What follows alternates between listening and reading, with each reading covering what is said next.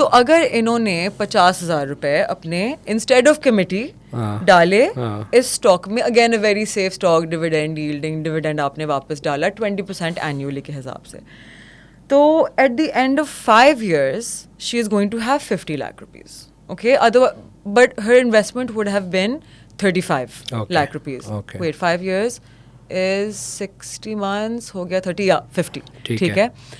If this lady invests in a long-term wo of 20 years, तो she will be around the 50-60 crore mark.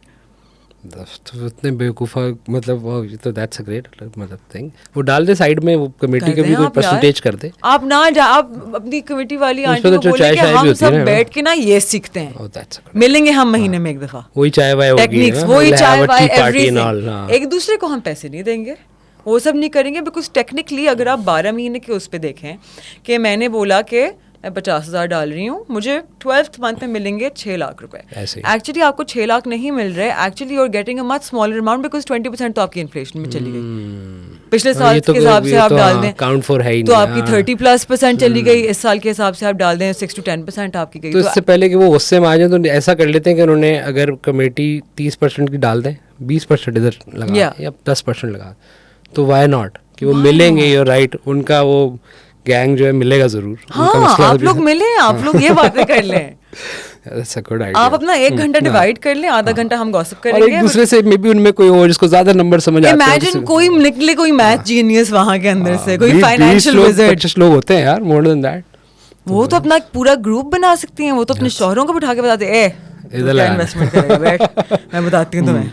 You get what I mean? So there's all these things. तो ये जो अभी exactly जिस तरह मैं उस दिन Instagram आपका एक पोस्ट देखा, उसमें वो था कि जब जिस दिन ये सब कुछ हो रहा था मुल्क में, जो एवरीडे होता रहता है डिस्कस, तो उस दिन मार्केट गिर गई थी, जो हमने पहले भी डिस्कस किया था कि मार्केट का इम्पैक्ट होता है. लेकिन हैश कॉल ऊपर था, उस दिन भी ऊपर था.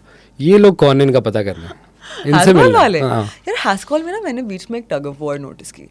There was one day in the middle of Haskell जहाँ ये I think ये 13 पे पहुँच गया था, and it kept breaking the upper cap and running toward lower cap. तो आप वॉल्यूम चेक करें तो आपको एक जंग नजर आएगी. तो what I assume looking at that was कि एक बंदा था जिसको गुस्सा आया हुआ था कि मैं जल्दी क्यों नहीं घुसा, लेकिन उसके पास माल अच्छा खासा पड़ा हुआ था. उसने अपना सारा माल बेच के नीचे मार दिया.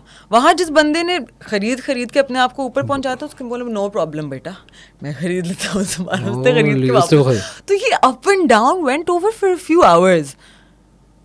तो ये जंग भी चल रही थी बीच में, जिसमें a lot of people sold their holdings. They were like भाई वॉलेटिलिटी आ गई. ये जो आप जो जंग की बात